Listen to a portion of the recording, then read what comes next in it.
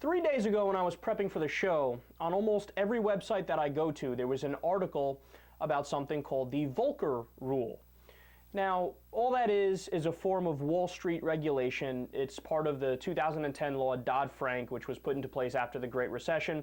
And I'll explain in more detail in a second what that is. But basically the articles were saying that finally we got actual Wall Street regulation in place. There was basically, I guess you could call it a latency period before the Volcker Rule gets implemented. It passed with the law in 2010, but it's just getting implemented now. And a couple of the pieces even went further and said, well, the original Volcker Rule was great, but now they've even improved it over these last couple of years, and now that they're going to implement it, it's all systems go. We're all very happy. So I saw the articles and I hesitated. I decided that I wasn't going to cover the story because I thought, something's not right here.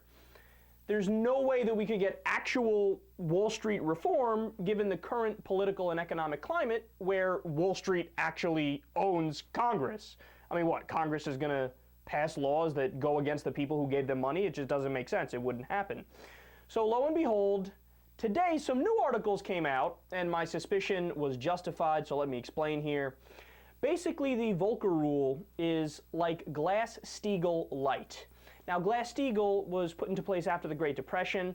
It made it so that commercial banks can't also be investment banks. And all that means is when you go to the local bank and put some money in there, that bank is not allowed to then turn around and do these crazy casino capitalist bets on side bets or derivatives bets where it's incredibly risky and they might lose all your money.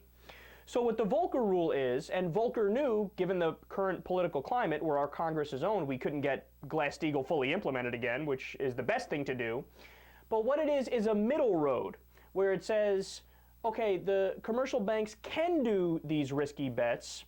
However, they can only do it with clients who know what they're giving their money for. They can't do it with regular depositors' money. So even though it's not as good as all-out Glass-Steagall, it's a good piece of legislation, and it's certainly better than nothing. Well, guess what? The Volcker Rule used to be 4 pages, very straight, very direct, very to the point. Now lobbyists got their hands on it, and it is 892 pages. So the first 4 pages are roughly just the regular Volcker Rule, and the next 888 are all of the loopholes. And get this, you ready to see how big of a joke this is? Quote, the rule relies on banks to tell regulators whether their trading practices as they define them comply with its provisions.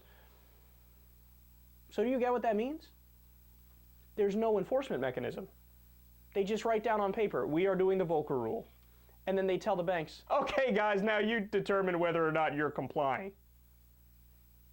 Well, obviously they're not going to comply because they're going to want to make more profit in the short term, so they're going to do the risky bets. And you're not actually forcing them to comply, so why would they comply? No, this is insane. This is such a joke. But it shows you how much our government is totally bought by Wall Street and totally bought by the rich. In fact, this whole thing that went down is so clownish that Volcker himself said, no, I'd get my name off that. I don't want anything to do with it. I mean, that's not my rule.